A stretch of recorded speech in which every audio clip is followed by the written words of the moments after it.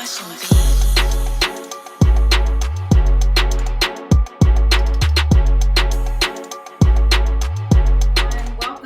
to my kitchen.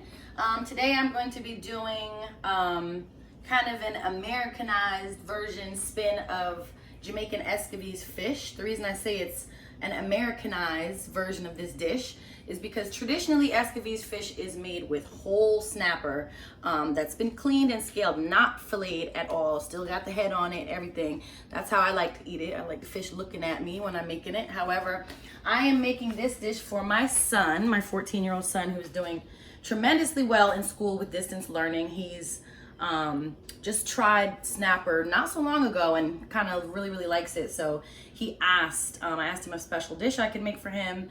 He said he wanted Escoveitch fish, but I knew he wouldn't really want the whole fish. And I know how he is about bones. So I got a beautiful red snapper filleted today from Wegmans that was, you know, pretty nice cut of fish. And I used this Grace fish and meat sauce on it, which I really like, just to give it a little bit of extra flavor. So the way we're gonna cook this dish today is we are going to still prepare it kind of Escoveitch style, which is basically frying the fish and then using vegetables and kind of a vinegar pickle, if you will, as the dressing or the sauce for this fish. So what we have to start with, obviously, because we're frying the fish, is vegetable oil, which I have warming up right now. A cast iron skillet on my stove right now. I probably used about a half a cup of oil. I will have to use a pretty good amount of oil to fry the fish, but for the sake of being healthy and so forth, I won't say that some of the oil I'll probably strain off during the recipe. The fish has also been seasoned lightly to taste with, I'd say probably maybe a half a teaspoon of salt, a teaspoon of garlic powder, and then maybe about a teaspoon of black pepper. I don't over season the food. I kind of usually season as I go. So measurements for me are interesting. I'm getting the hang of that. But anyway, and then of course we'll add thyme. And then on this dish I have thyme that I kind of took off the leaves, and then I also have whole allspice here, which I'm going to add. I cut the carrots julienne style, which I will demonstrate at some point in another video, but for the sake of today, I have everything kind of pre-prepared.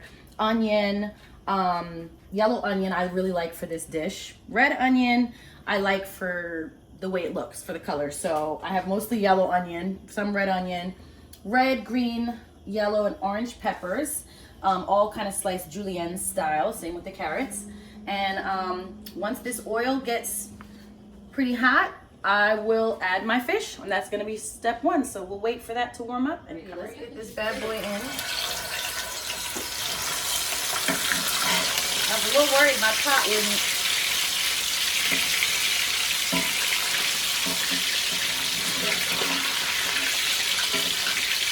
Pretty hot.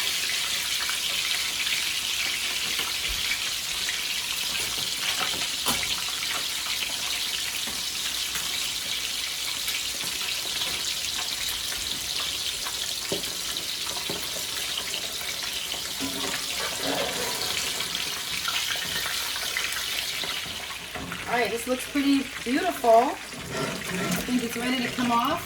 I'm gonna pretty much cook it almost all the way through. Of course it's filet, so it's gonna fall apart a little. That's okay.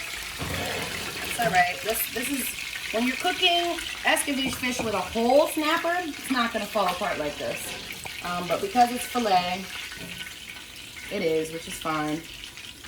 So what we're gonna do is we're gonna keep the oil in the pan that we fried the fish in. We're gonna turn the heat setting down to about medium. I know it's kind of like medium high for frying it, but we're going to turn it down, because what we're gonna do now is we're going to saute the vegetables for the Escoveitch sauce. So we'll start with our carrots. Everything can go in at the same time, doesn't really matter, because they're all going to be cooking in the juices together. I'm adding my carrots. adding my yellow onion right in the same vegetable oil that we cooked the fish in.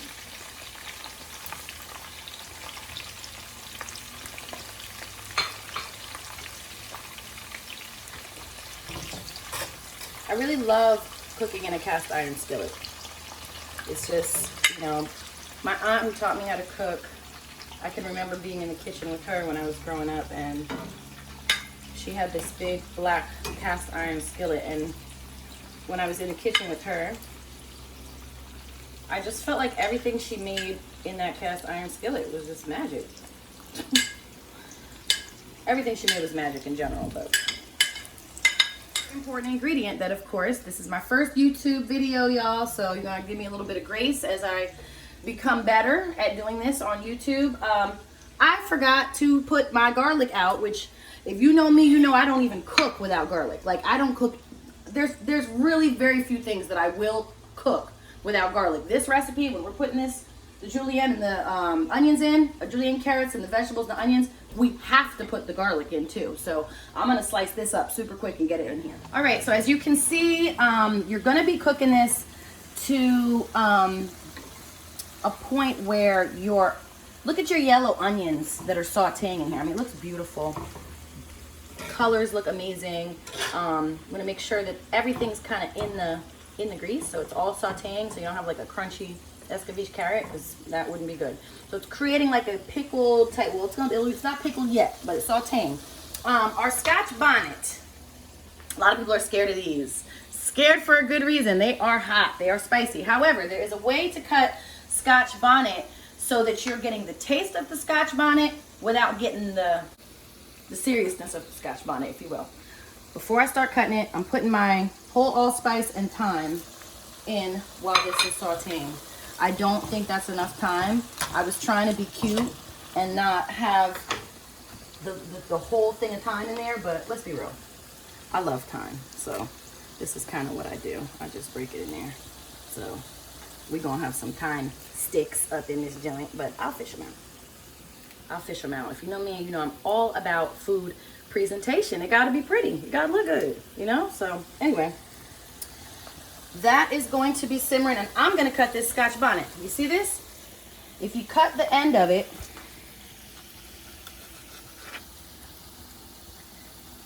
you're gonna cut around the part of this Scotch bonnet. And now, if what I should be doing, I'm not doing it. I'm being a little gangster right now, but I should be using a maybe some gloves or something. If you touch your eye or your face after cutting a Scotch bonnet, please don't sue me, because I'm telling you right now, use some gloves if you're afraid that you are going to do something crazy, because the second I finish cutting this, I'm washing my fingers off. You're gonna cut around the inside of the Scotch bonnet.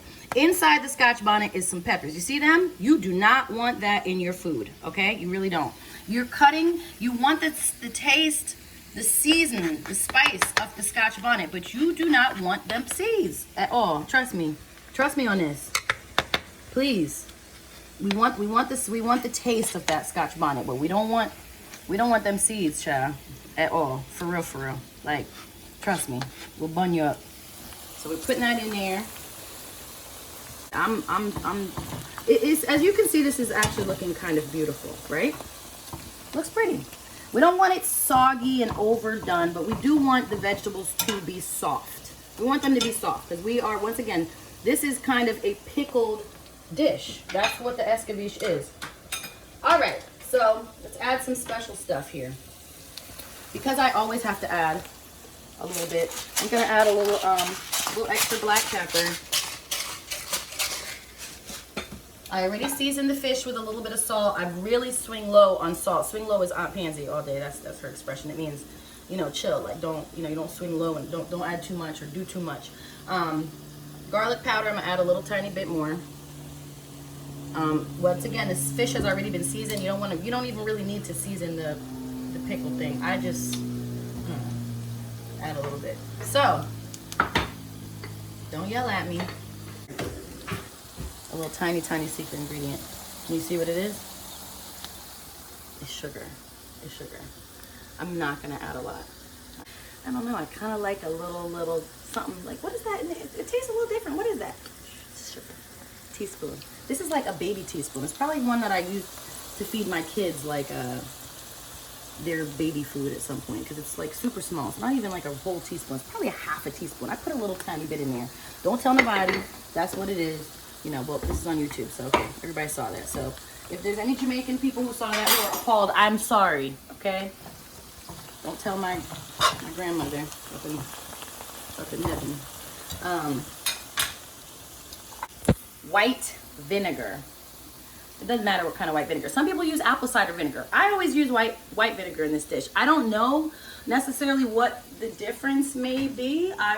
If I didn't have white vinegar, I probably would use apple cider vinegar. But for the sake of this dish, we're using this.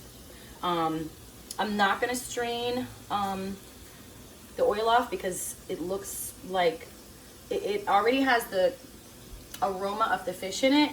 It looks like it cooked down pretty well with the saute. So right now I am going to add about a half a cup of vinegar. I'll look at it. If I think it needs a little more, I'll add, but right now, let's get that in there.